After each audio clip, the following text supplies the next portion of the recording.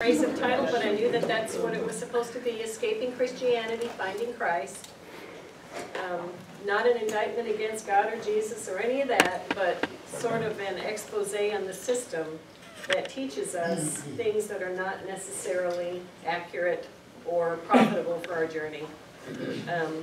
I describe in here my journey as brainwashing and programming. And there's something that happens to us when we have buy into a belief system, especially that has its basis in fear. There's something that happens to the neural network and the pathways in the brain. Yeah. And it takes a long time to come out from that. I'd say in here that I had a high school friend that joined the Moonies. Remember the Moonies, Audrey? And we just thought, oh my gosh, how could she be so gullible? How could she be so, stupid for joining a cult? And when her family finally found her, she was just 16 or 17 years old. She was on the West Coast, probably up in Seattle somewhere, and they went and flew out there and they brought her back, and she had to go through a rigorous process of deprogramming, and she'd only been gone for maybe 60 days. And I kind of chuckle about that now because I'm still going through deprogramming. You know, when you sit under something for so long, and a lot of the motivation is fear, something very primal in your second chakra, your survivalism kind of kicks in, and it really holds on to concepts that are not healthy. So in my book, I talk about my journey. Again, I think that it's important that we bring light and information to systems that keep us paralyzed with fear. And for me, my particular brand or sect of Christianity was very not healthy for me. And so it's a story of my journey. I talk a little bit about the metaphysical interpretation of Scripture. I was telling Alice, just when we were talking before, just even about who Mary is. In the Scripture we know that it's the woman that didn't have sex and got pregnant with Jesus and birthed Jesus, but really Mary is you. Yes. You are the beautiful chosen one that has been penetrated and impregnated by the divine. So humankind, the virgin, and never before, I believe, has there been found something that hadn't been penetrated by divinity, and that's the material plane. And that's why it's considered virgin in a lot of cultural stories. But you're the virgin. You're the one that has been impregnated with this seed, this spark of the divine, and it's growing inside of you. And if you remember the parable of the mustard seed, begins very, very small, but soon overtakes the garden. And that's the shift that we're experiencing with the scales there is we are becoming less and less human-driven and more divine principle as we begin to leave behind the driver that has driven and sustained this passing age, which is judgment and intolerance and fear. So, okay, so the agenda next, I'm going to have Avis, my friend, my sweet friend, come on up here, Avis. She's going to tell you a little bit about her journey. After that, Avis I met, gosh, maybe 8 years ago, and just became fast friends, even though we don't talk very often. We've got some kind of a connection between us. Just a lovely, lovely woman, and I call her she is an empath. She is a healer. She may not realize all the ways that she is, but she's a link and a bridge and a connector from this world to the next. And she brings healing to many without them knowing about it because of what happens in her body. And she's got a fascinating account to tell you about that I've asked her to share again. It was something that was particularly moving in a meeting 2 years ago in Dalton that was very powerful. And anyway, I'll let her speak about it, tell you about it, and just give props to Avis.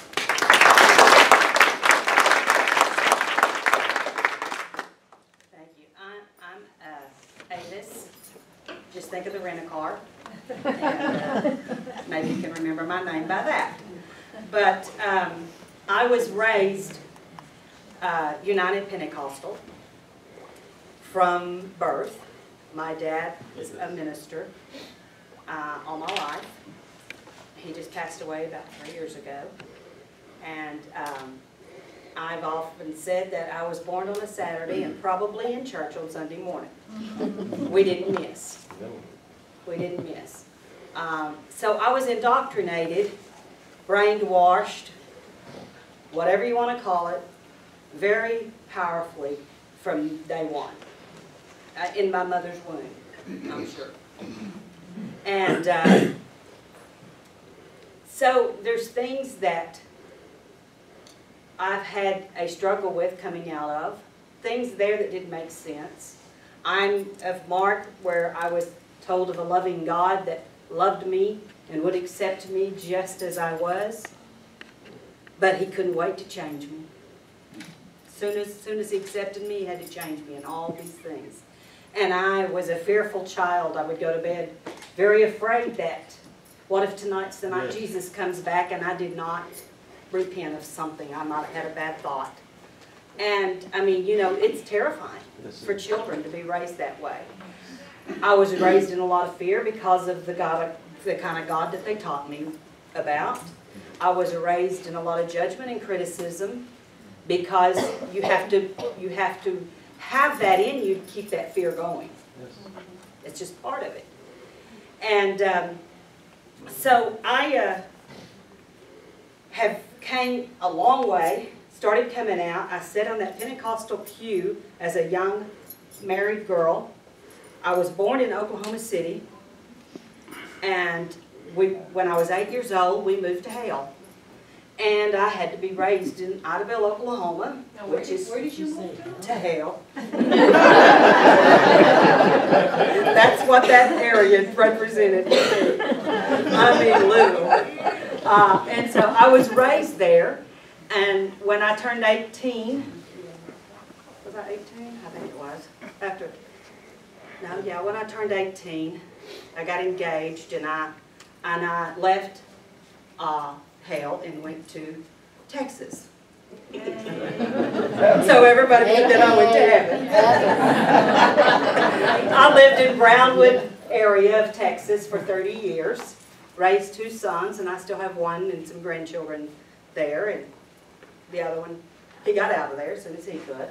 And anyway, in that journey of being in that Pentecostal church, coming out of my dad's, that was, you know, he was God to me, because but he showed a love that didn't match the love of the God that they were telling me about.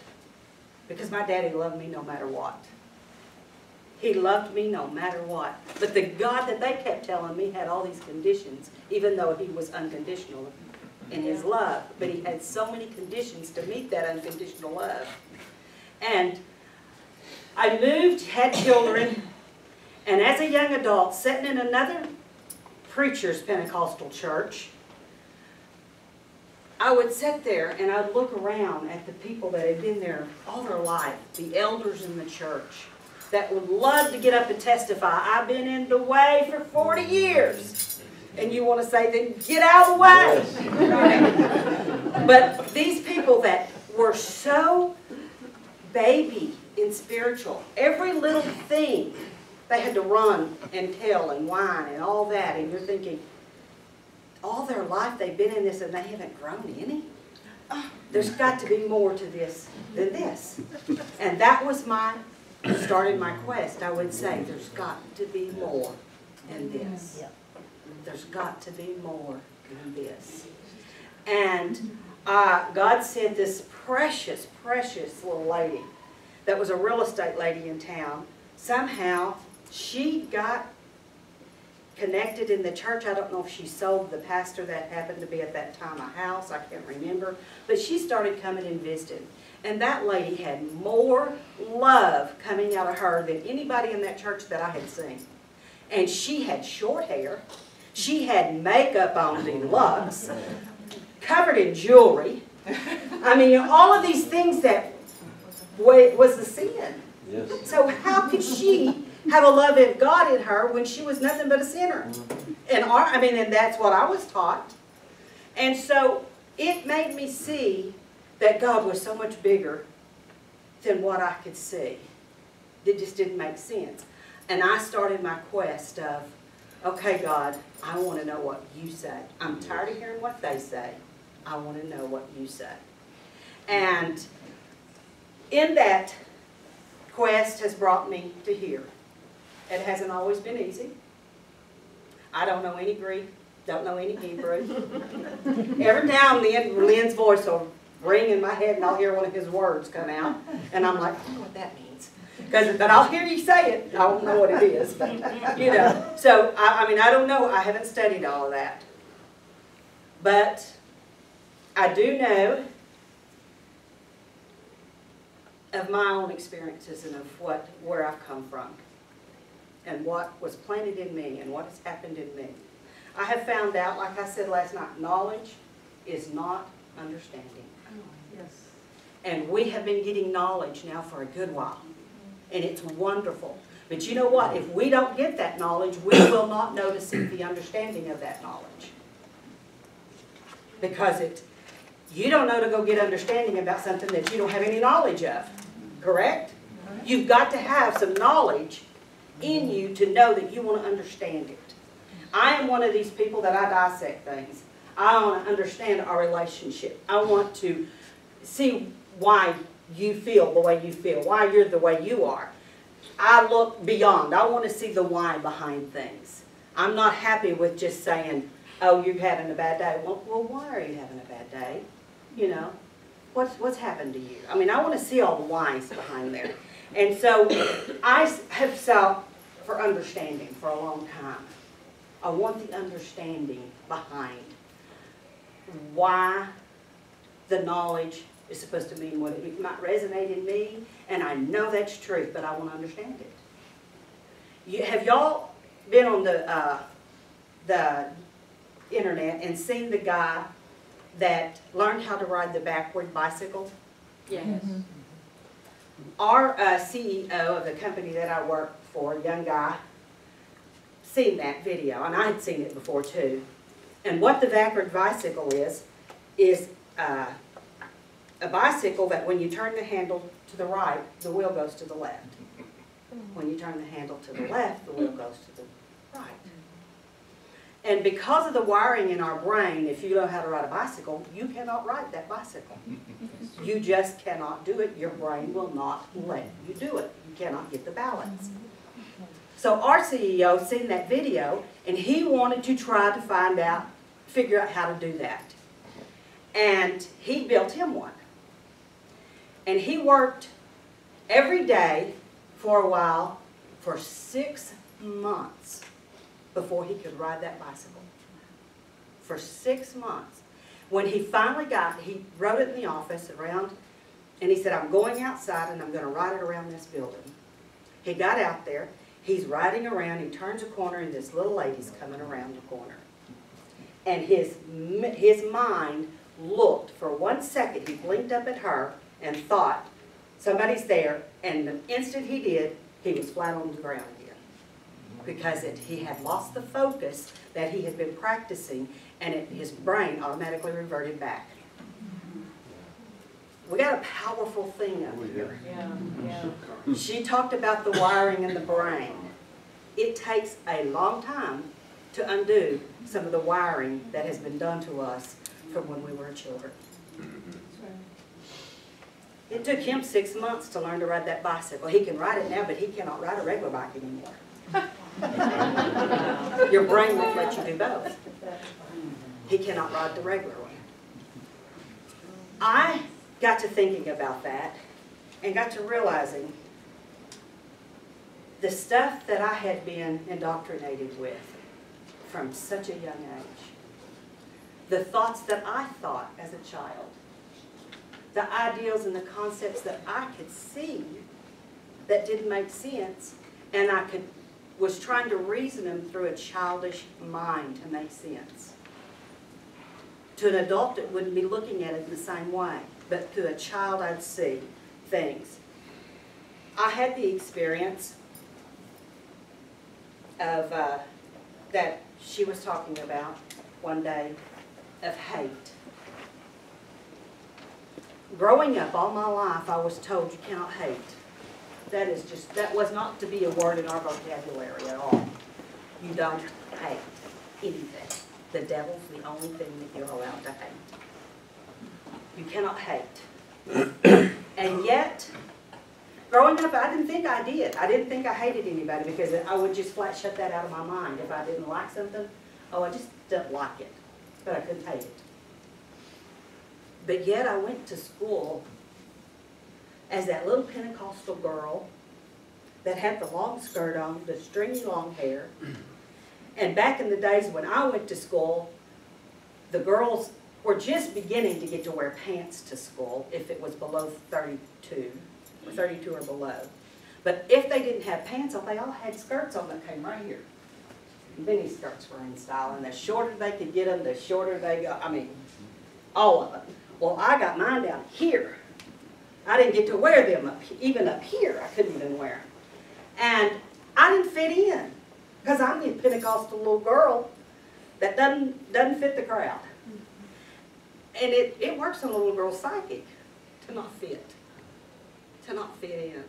Because we all wanted to be the same. You know, we wanted to fit. I didn't know I was made to be unique and different. I thought I was supposed to fit. And, you know, I got made fun of a lot. I got bullied a lot. And, you know, I hated them kids for that. But I couldn't hate them. Because they were all going to hell and I was going to heaven. Yes. So I had to love them. That's the warped in the thinking. I couldn't hate. I couldn't hate. So I would never let myself experience hate as an emotion. I just wouldn't let myself. About 3 years ago, some situations were happening and with our children and different things that were going on in our life.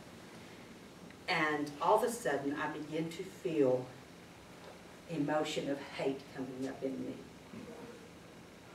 And I would look and I would think, I hate that. I hate him. I hate. And then I would, well, where is that coming from? I don't hate anything, you know? And Ray would do something that got on my nerves, and I just went, ooh, I hate him. And then I'd go, no, I don't, you know? And then somebody would do something, and I hate that. And I would kept correcting myself.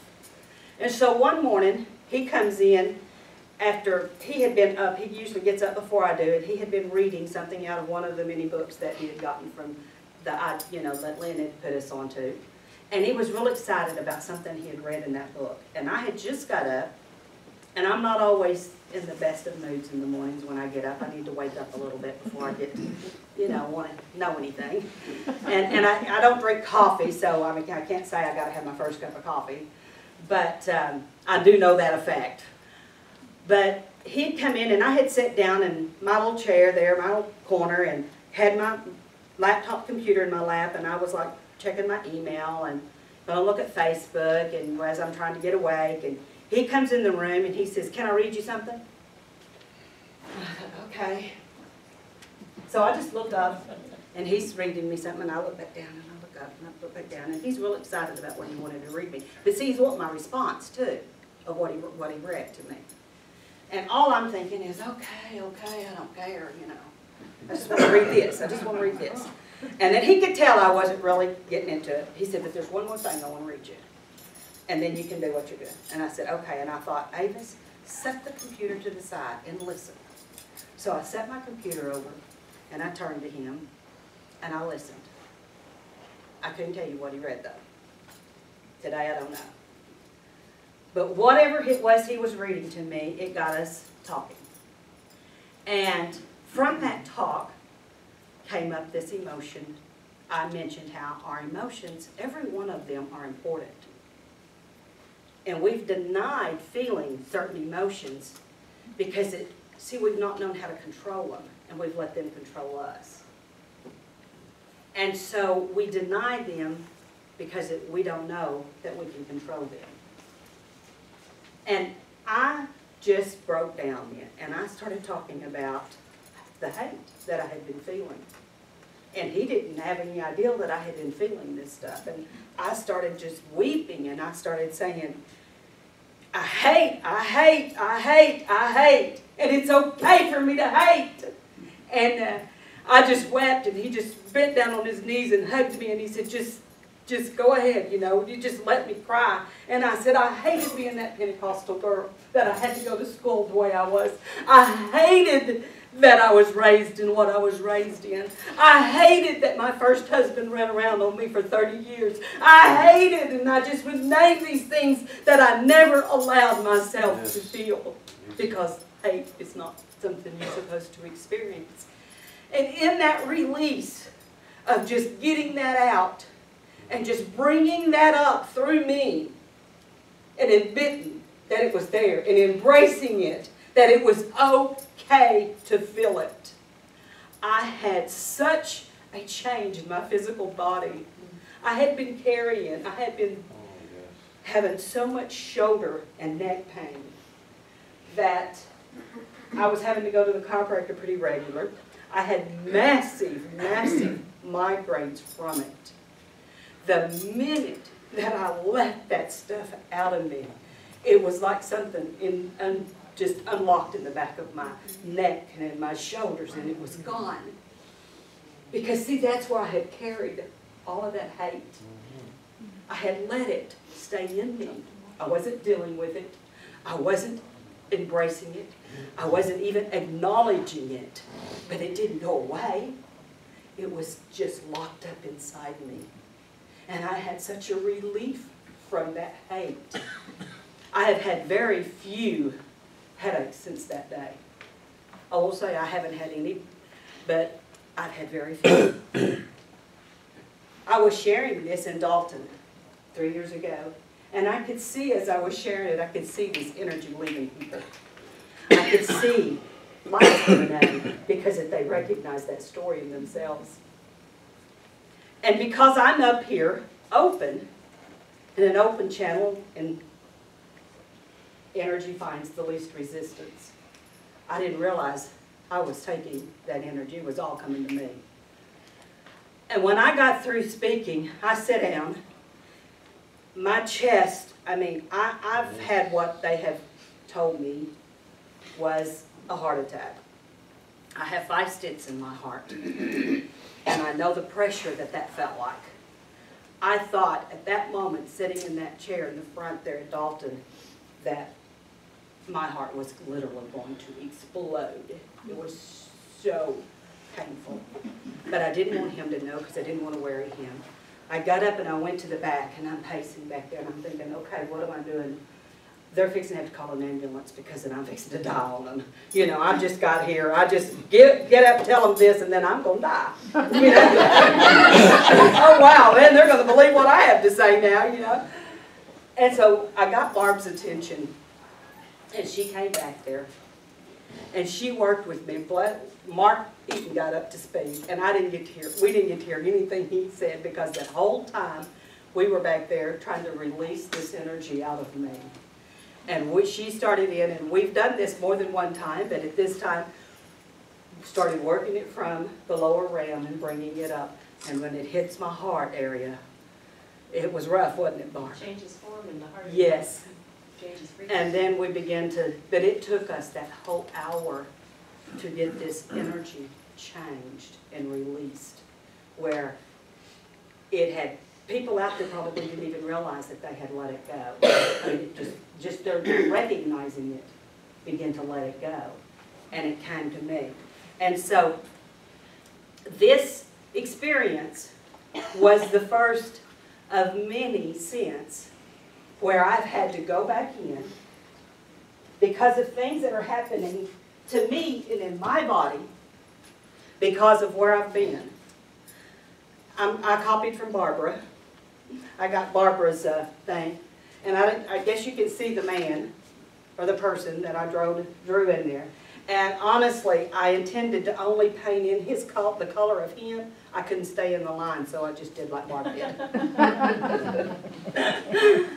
But when I seen this chart, the root chakra here, it had not hit me that the root chakra went all the way to our feet.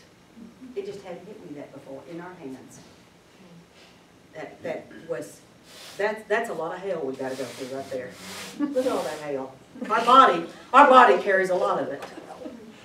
And that's what them chakras, when we're living in that state, is. So I have stuff that the roots went all the way down and beyond from Pentecostal days. Here, a while back, we've been talking about this. Barbara had asked us about this conference. So been thinking a lot about it and been talking about it. And been thinking about where this is, what we're going to do here and how this is going to take. And my thing, I guess my added part to any of this is my experiences. Because I know if I'm having an experience in something, many of you are too, or you're going to. But because of my experience, some of you won't have to. And so if I can share that, maybe you can skip some of the things where you don't have to go through it. This age thing that we've been talking about, the shifting in the ages, it's a major, major shift in consciousness. It's not the raising of consciousness. It's not the consciousness is all of a sudden coming into something. Consciousness always has been there. It's our awareness to it that is becoming open. Our awareness to what's already there. And we're coming out of what we thought. It's a shift in us. We're the shift because we're shifting to see what we are. We're shifting to know what we are. I begin to see that the Piscean age, I believe, was a very masculine-driven age, correct? The masculine energy was very, very strong in that, and it was an age about duality.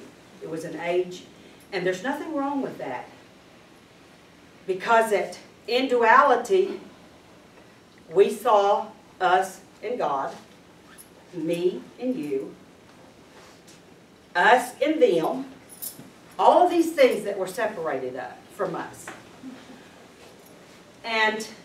But to see the contrast and to experience the contrast is what's made us change. It's what's made us grow. We needed the contrast. And so there was nothing wrong with that.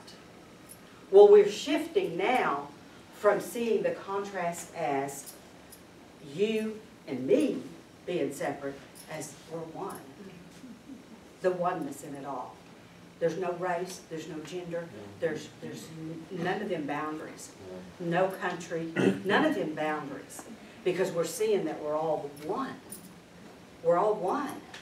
And so we're coming into seeing that what our duality was, and I wished I had the battery up here that I like to use, the little AA battery or whatever. Well, you look at that battery, it's got a plus sign and it's got a negative sign on each end. Which one are you going to call good and which one are you going to call evil? It's all one battery. But it has to have both. So we are that way.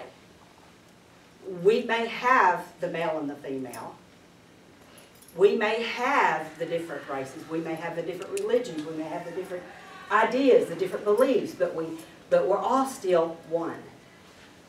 We need some contrast sometimes so that we can grow through contrast. So in this, I could see in that Piscean age that is leaving us, that masculine is a very strong energy. I mean, it's had, what, over 2,000 years to build, correct? Now we're moving into more of a gentler feminine of oneness. And so I seen it as it pulling and trying to hold on to its reign. But it's got to fall away. You can't have change without something falling away. You can't. You can't have change without something falling away. So, as that is pulling and pulling, there's circumstances in our lives that are showing us that pull. I told her yesterday, I get to see a lot of the falling away. It's not always easy to see the falling away. It's not always easy to see how it plays out. It's not easy to see the old energy rise its head and say, I am not going to be part of that because that's just not right or whatever. It's holding on. But we're a gentler age. We're not pulling back and saying, oh, no, no, no, we're going to do it this way. What is happening is more of these that are pulling that away are beginning to wake up and say, oh, it's okay, and they move over here. So we've got them just one by one. And when we get the when we get the numbers, there will be a tilt. Some of the things that we go through right now and that we're plowing through, will not everybody have to do it this way, because once the tilt happens, it'll be an automatic shift. So we have forerunners, we have first. It's not easy being a first sometimes. I had an experience here a while back where, very painful, and it had involved my mother, like involved his mother. You have things that come up about your mother, it's touchy. It's touchy because, I mean, they're precious. They don't do no wrong. My mother died in August of this year. She's been in a nursing home for several years now. Could not do anything for herself. She talked, but you had to really listen close to hear her, understand what she had said, but she hollered a lot. But a few days before she died, we had gone to see her 2 weeks before she died. And a few days before she died, I was having a dream. And in this dream, my mother had come to me, and she looked so young and healthy and beautiful. And I was asleep in my bed in the dream. Have you ever dreamed that you're asleep? I was asleep. And I was so tired and so exhausted, and I wanted to wake up and talk to her. But I was just so tired, I did not have the energy. And she's trying to wake me up, and I knew she's there, and I wanted to wake up and talk to her. Finally, she just pats me and said, "You're exhausted, you need your rest, go ahead and sleep." Well, does that story kind of sound familiar? Who slept in the garden? I think we've heard that story before. But I woke up almost immediately after that, and I told her, I said, I had the strangest dream about my mom, and it was so real, like she was there. And I told him about it, and I said, you know, it didn't make much sense, but she was so real. Well, she passes away a few days later, and I go to Oklahoma, and I go in to do her hair for her last hairdo. I get to put the last Pentecostal do on her. And she hadn't been able to have one in a while, and she missed that. And so she loved for me to fix her hair. I'm good at them Pentecostal do's if anybody needs it. I mean, I am a master at them things. Mama had a picture of me, this side note, that 14 by 20 or something, I don't know, this huge picture of me, and there's more hair piled up in that picture than there is of me. I'm like this, and my hair's like this. And I did it myself. That's horrible. But I am in there fixing my mother's hair, and my sister's in there with me. She didn't think she could go, but she wanted to go, and her husband was in there. So she's kind of standing over. You know, I'm standing here doing mother's hair, and she's kind of way over here, just kind of watching most of the time. Every now and then she'll come over there. She finally gets where she can come a little bit closer and deal with it. Some people can't go in and deal with touch dead bodies and do that. And to me, it was such an honor that I got to do what my mother loved me to do, and that was she loved me to fix her hair. So I got to do that. And I put enough spray on it and enough stuff on it, it'll last her through eternity. In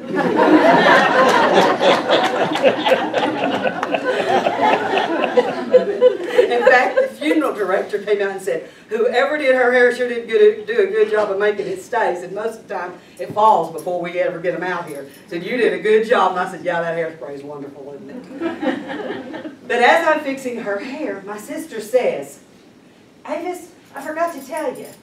Mother said a couple of days ago, I went in to see her and she said, oh, Avis come to see me yesterday. And I said, and she was always coming up with stuff, so she didn't pay a whole lot of attention. But she said, oh, she did. And she said, yeah, but you know, she was so tired and exhausted, all she could do was sleep. Wow. And when she told me that, I just went, wow, Brenda, oh, wow. And she goes, what? And I said, she came to see me. She came to see me before she died. But I was so tired and exhausted, I couldn't get away. But I believe, and I know I'm not supposed to be believing, but I think it was to show me that when she comes now to talk to me, that I will not doubt it, and I will know she is talking to me and she is there. Because she confirmed it to me through her dad and through my sister, that it was actually her that come to see me. That she come to see me, and I'm waiting for her to come and talk to me now. And I told her, I said, Mama, thank you so much for coming and talking to me. Next time I'll get woke up. But having to begin to deal with these issues of my mother had 6 children. I am the 5th. When I was born, she had 2 others in diapers. I mean, she had boom, boom, boom. And so I know my mother had her hands full. She married at 15 years old. She didn't know anything. She was the baby of 9 kids. Most of her brothers and sisters, you know, had long gone by the time she had gotten to be a teenager, but they all spoiled her rotten when she was little. And she didn't ever have to do anything because she was the baby. So she marries and she's got all these kids. I know my mother had it very rough, and then she got into this Pentecostal realm that she fought for a while because she was Baptist. She would come in, go to church in the Pentecostal realm, get baptized, do all their hoops, and then, no, wait, I don't think that's right. She'd go back to the Baptist church, get baptized again in their church. She wasn't real sure. And then, no, and then she'd come back. And so she fought that for a little while in her beginning of her Pentecostal days. Because, you know, she wasn't real sure just of this. But then when Daddy got called to preach, well, okay, then now she's got to be Pentecostal. So I know some of the struggles that she must have said that she never told us about had to affect her greatly. Me and my sister were about the same size most of our life until we get to be older, a little older teenagers, and then I just took off and left her, even though she's older than me. But everybody thought we were twins. And they would come up and they'd say, your girls are so cute and they're so sweet and nice. And Mother would say, oh, you don't know. Looks can be deceiving. No, you hadn't been around them. She didn't know how to take the compliment. But we would hear this. And I wanted Mother to be proud of me. So I would try to do things to make my mother proud. I wanted her to say, she is nice and sweet. So I would try to do things to make Mama proud. I became a people pleaser very, very young. For one, I had to please an angry God all the time. Because I was always sinning and didn't know it. Because that's what they told me. And then I wanted to please my mama and my daddy. And being the fifth out of 6 kids, I got to see a lot of heartache that my brothers and sisters put my parents through, my older ones, and see what they, on the sidelines, me seeing what they went through, and I'd say, I don't want my parents to ever feel that kind of pain because of me. I don't want to see them tears on their face because of me. I became a very, very deep people pleaser. That's what I wanted to do. And how many of you know that that can destroy you? You cannot please people. I lost my own who I am because I want to be who everybody thinks I should be. I still fight that. I'm honest, I still fight that. because that mind in me that tells me I'm not that. That my mom would say, oh, you just don't know. Luz can be, she's sneaky. She's this, she's that. She would say them things, and in me, I didn't want to be them things. And I didn't want anybody else to think I was them things. Thank you. And so that has been very deep rooted to my feet and beyond in me. I have fought the unworthiness. I don't feel like I'm worthy of your love. I don't feel like I'm worthy to be standing up here in front of you. I have fought this unworthiness all my life. Ray and I was sitting on the front porch. I don't even remember what we were talking about. And all of a sudden this stuff started. We were just sitting there talking, and it was like the hate thing. It began to come up. And I was remembering the things that I heard my mother say when I was little. I was remembering trying to please and not knowing how to please and wanting to please. And then I grow up and I get married at 18, and I marry this man that, you know, to me he's the love of my life, and da-da-da-da-da. And I'm pregnant with our first child, and he has his first affair on me. I lived in that for 30 years. But I wanted to please him. I thought it was me is the reason he was the way he was. See, I always thought it was me.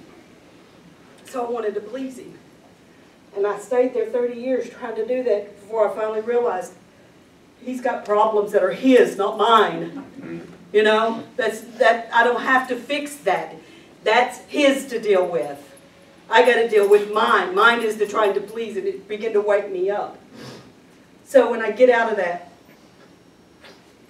anyway, as we're talking, and I'm releasing this stuff and saying, my mother didn't know what she was doing. She didn't mean to do that.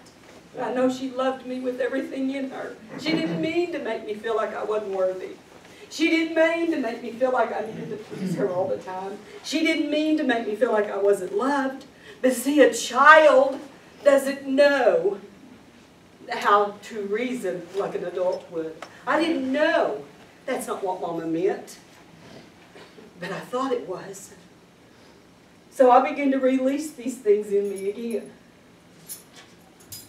I have been to hell so many times in here to bring the captive that was stuck in me, to bring it up and set it free.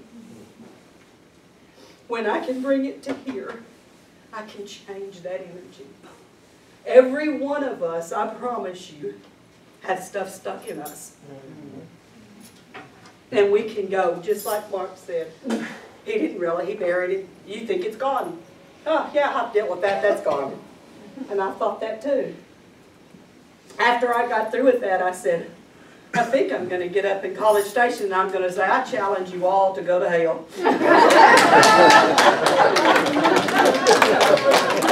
I think we've all been there.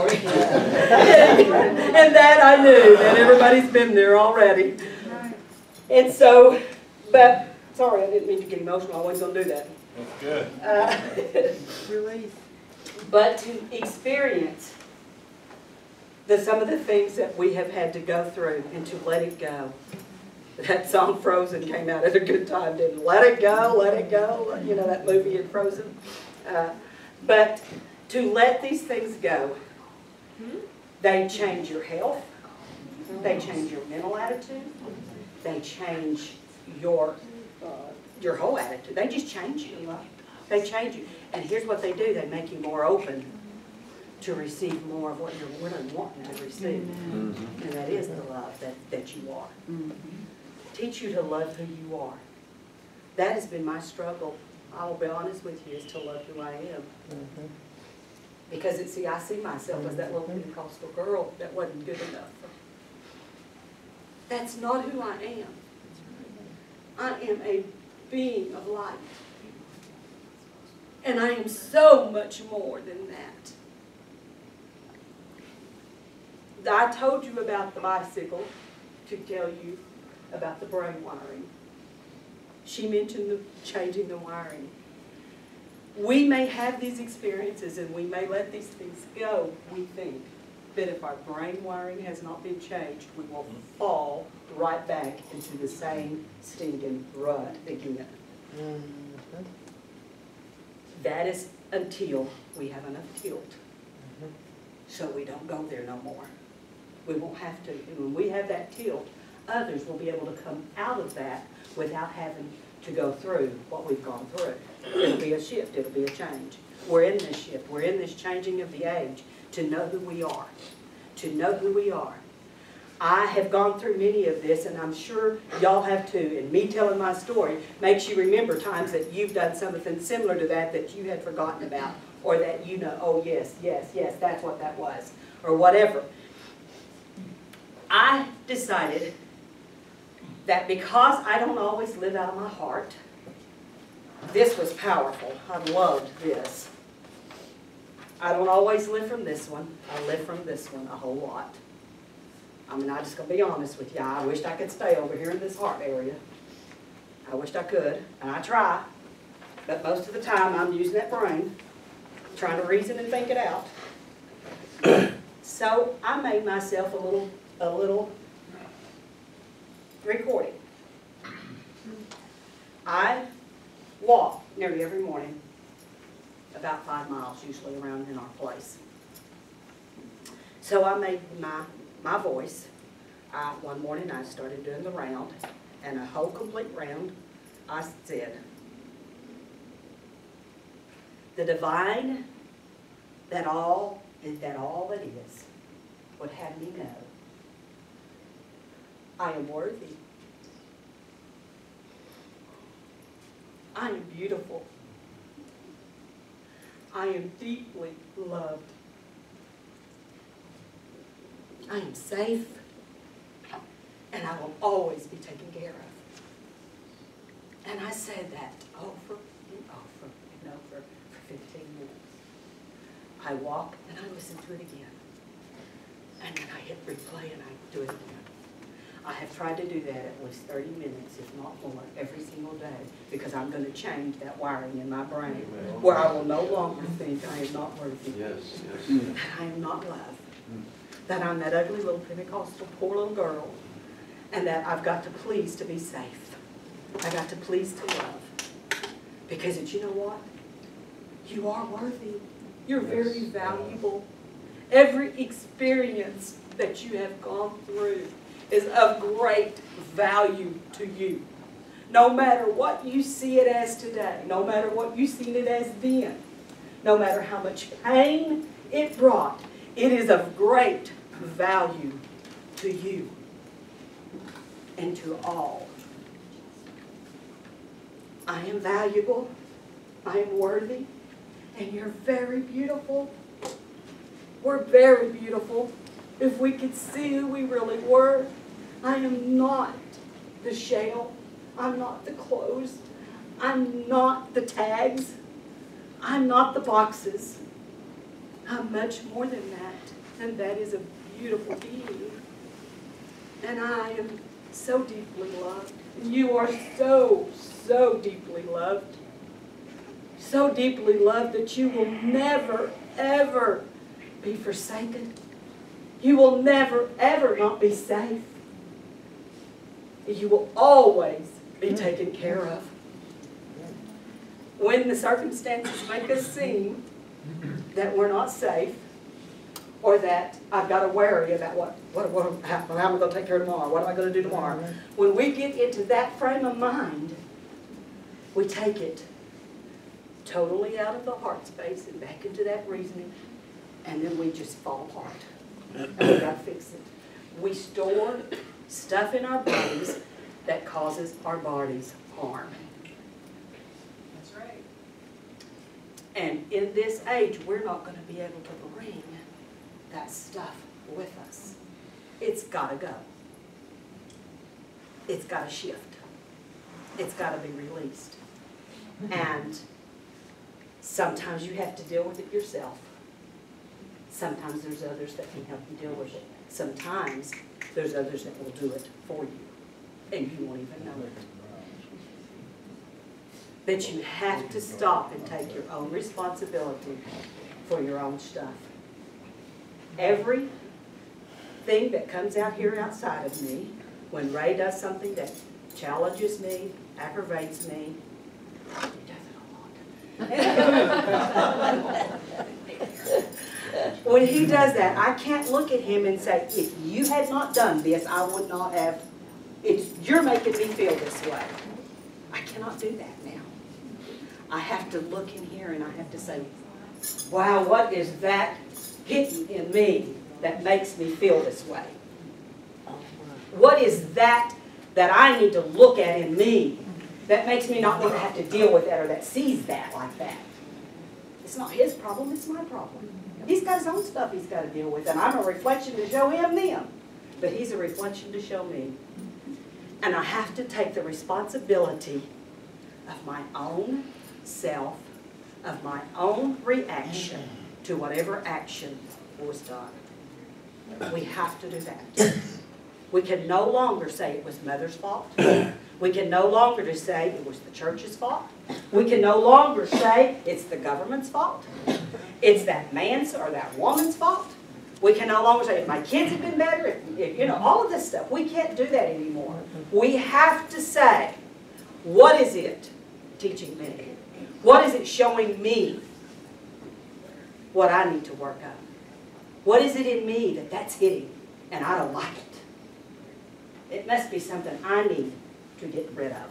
I need to work on. I need to recognize. These things will come up in us for the release. That's what they come up for. They're not coming up to torment us. They're not coming up to make us miserable. They're coming up so we can get rid of them. So when you see that happening, and you see that somebody else is bringing something you don't like in your space, look and say, this is for my good. It's bringing something in me that I need to get rid of. I need to let go, because you know what? Where I'm going, it can't go. Yes. So I'm going to challenge you, not necessarily to go to hell, but to look at every situation and that change your focal point. And whatever it is, I'm not here to fix anybody. I'm not here to save anybody. I'm not here to judge anybody else's stuff. I'm here to make sure I don't carry it in me. And my judgment of you will put it in me every time. So you think about that every time you look at a person and you have an opinion about it. Whatever that opinion is, that's your judgment. Because that's all opinions are. And we all got them, don't we? But when you look at a situation and you look at it and you look at your opinion, you're not putting it on him. You're putting it back in you. And it's something you're going to have to deal with. And you do it over and over enough, you get the bogged down in it. That's why she said it's so important that we release that judgment. But it's not only for me to release that judgment that I no longer look at you and judge you for your situations. But the hardest one for me is that I no longer look at you and judge me for the ways that I have. That's the hard one. That's the hard one. And I work on it. I'm just going to be honest. I'm still working on that. And if y'all know the key where I don't have to do it no more, let me know, please. But I'm going to leave you with that. Thank y'all for... Thank you.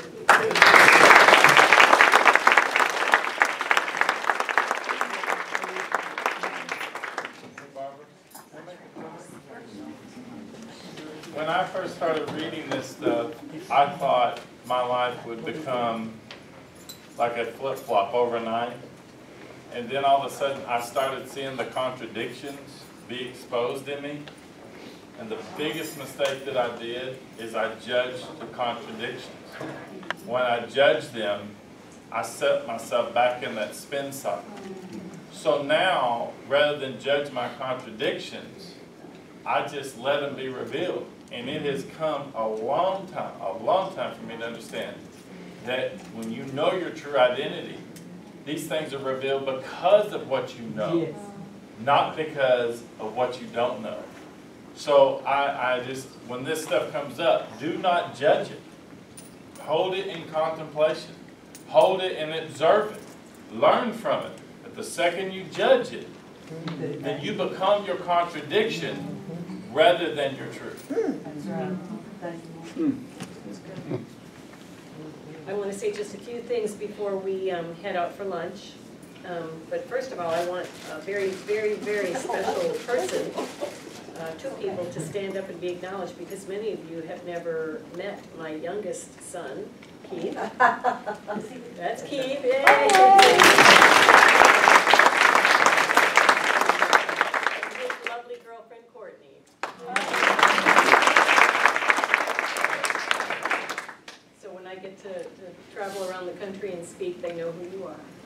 As I talk about you behind your back. So I have a very quick story to tell you, and it has to do with cleansing your energy body, and also being very mindful of the things that you have placed in your life, maybe unbeknownst to you.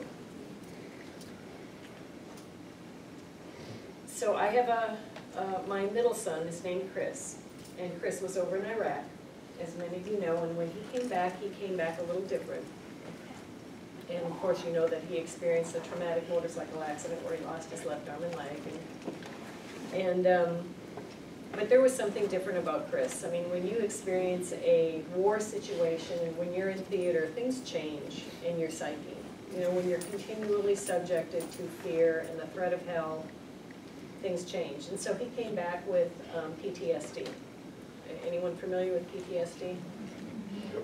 So these things trigger responses in your body from fear, from having experienced trauma that can be very, very challenging and hard to live with. And Chris was telling us, and this was recently, I think within the last 6 months, he was telling us that he was having PTSD symptoms again, where he was, elevated heart rate and sweats, and but when he would go to bed at night, he would wake up in the middle of the night and he would hear gunshots, and sometimes he would hear machetes, and he would lose sleep. But he's such a trooper, he just kind of would get up and go to work, and he might mention it to me, "Hey Mom, I had another one of those episodes last night. Hey Mom, it's happening now, it's happening every night. Hey Mom, I think I might need to talk to somebody because it's a little overwhelming. Hey Mom, I'm not able to keep food down in the morning, I'm throwing up a lot, I'm nauseated all the time. Hey Mom, I'm still hearing gunshots." And so as a parent, you have to allow your grown child to work through issues, but we suggested that maybe he should talk to somebody about this. Maybe there's a counselor or someone that the VA could recommend that he could work with to help him over these rough spots. Maybe he needed to see a psychologist or someone that could help him process some of the events that he still will not talk about. Okay, so let me change gears here. I've got a grandson that when he was a toddler, he was fascinated with Army guns and with Army gear, and he was just fascinated with it. He had all the little plastic men, and he had the tanks and the cranes, and just all of this Army stuff. And he would come over to our house and he would pull out his Army stuff, and he would play for hours whenever we would babysit him. And his parents started becoming a little bit concerned, my oldest son and his wife, because he would continually emulate being shot. He would sit in the living room while we were watching TV or playing cards or whatever, and he would play with his Army men and point the guns at himself, and he would quite often just kind of collapse over onto the couch and pretend like he was dead. And again, this is a toddler that's doing this. So his parents became alarmed, and they took away his Army stuff. And on their way over, they had decided that they would ask us, one time we were babysitting him, to put up his Army stuff as well. So before they got there, we put everything up so that he couldn't find them. Well, our grandson came tearing into the house, ran to the toy closet and threw open the door, and all of his Army stuff is not there. And he said, "Grandpa, where's the Army stuff? Where is everything?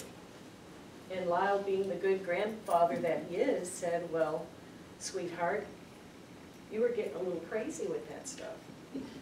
And so we had to take it away. And he said, oh, it's too late for that.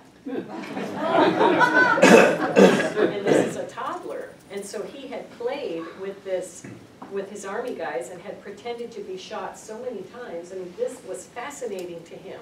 It was fascinating to him. So now I'm going back to Chris, and he's telling me that he's hearing gunshots, every night now. And so I kind of kept that in the back of my mind, and I had 2 other grandkids come over, and they were upstairs playing with the Army men. Ironically, the same Army men that we had had, 15 years prior.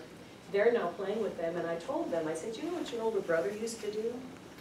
And so I told them the story of how he would imagine getting shot, and how he would feel it in his body, and how his parents finally took away the stuff and told him he was getting a little crazy with it. And they giggled and, kind of laughed about it. And as I came downstairs, I put my foot on the very first step, and I heard that even though it wasn't something purposefully planted in his garden, but that my grandson had sown this desire to be shot. As odd as that sounds, he imagined it over and over and over and over again. And we are creative beings by nature. We do these things without recognizing. But I just thought, oh, but he was only 2, he was only a toddler. But as I made my way downstairs, I had such an overwhelming feeling that this was absolutely necessary for him to deal with this. Maybe not him, but for us to deal with what he had planted in his garden as a potential happening. I just felt that. And so I talked to Lyle about it, and he just kind of encouraged me not to share it with our kids, and just to kind of keep it to myself. So I did, and I just thought, well, maybe I will feel better about this the more time that passes by, but I just thought it was a real hazard for my grandson. I felt like this was something that needed to be dealt with at some level. So then, my son Chris comes by, and he's talking, and he says, you know, Mom, I have to tell you that these gunshots that I'm hearing, and I said, yeah? He said, it's not PTSD. He said, somebody that we know is going to be shot. He said, I know it's a premonition. I know it. It's a premonition. The gunshots that I hear are not the guns that we had in Iraq. He said, I can identify it. He said, one is a shotgun and another one is a, I forget what he said, a 9mm or something. He said, I recognize the gunshots. He said, what I'm feeling is not PTSD. He said, it's actually a premonition. And I told him what I had just told his dad, my husband, about that Cole had planted these seeds over and over and over again as a toddler about being shot. And to me, that was a confirmation that all that was telling me, was giving me, us, a heads up that there was something planted in his garden that needed to be plucked up. Now, for those that are familiar with the scripture, listen to this and help me finish it. God is not mocked. What you sow, you will reap. God, all that is, I am, that dwells in you. You are a focusing mechanism. You are a distributor of energy. You are a creator, a co-creator of reality. God is not mocked. What you sow, you will reap. So now we're coming full circle, and I'm recognizing now that we have the ability to get still, to meditate, and to understand what you, each one of you, has planted in your garden as a potential happening at a date somewhere in the future. We need to be able to examine what we have said, what we have thought, what we have imagined, We need to understand those seeds that we've planted for our own potential future happenings, and to be able to go in now with consciousness and to say, no, that's not what I want. I want to be able to pull up, remember, and I think it's in the book of Ecclesiastes, there's a time to root up, to pull up, and there's a time to plant. So if you need to be challenged now, just today when we take our break, to think about and to ask all that is what you have brought into your life experience by just thinking and imagining and playing a scene out in your mind of something that you really don't want to happen, but that you planted in your own garden. You have the ability to change your course. You have that ability to go in and pull up and tear down and to replant what it is that you want. I have a friend that called me a while back, and he was really struggling with a circumstance in his own life. And he said, I told my wife that I would rather die than live one more day. And when he said that, shock waves went through my body, because I immediately had this vision and I saw his garden, and in his garden was death. And the more, listen to this, the more and more that we surrender judgment, the more and more that we come up and come out of those levels of hell, the more that our energy rises, the shorter the time span between the ultimate manifestation of the things that we have planted in our garden take to develop. I really massacred that. As we begin to leave behind these lower frequencies, as we begin to embrace love and non-judgment, we begin to take on more attributes of our creative potential within us. And the time that it takes to manifest something is literally being cut in half, if not more. Is that better? So we need to be very vigilant on what we say, because what we're doing is we are projecting potential out of our chakras into our future. You are projecting potential out from yourself, so be careful of what you say. Man, I look ugly today. Boy, that was stupid. I shouldn't have done that. You know, just like Avis is talking, talk to yourself kindly and gently and with love and compassion. Be aware that not only how you're talking about yourself, but your children or your friends or your coworkers, you are seeding potential into their path and your own. So let's be wise with our garden. What does the scripture say? Tend to your own garden. Tend to these things, and if you will just take the time and ask to see your garden, take the time to meditate and just go in and open the gate and see what's there. All that is will reveal what you have planted in your garden and what is growing there. And you have the opportunity to change that course. You can pull up those things that you said. I'm going to lose my job if I do this. You know, whatever it is, whatever you have planted in your garden, you have the authority to pull up and to replant. So as we break for lunch, I just wanted to leave you with that.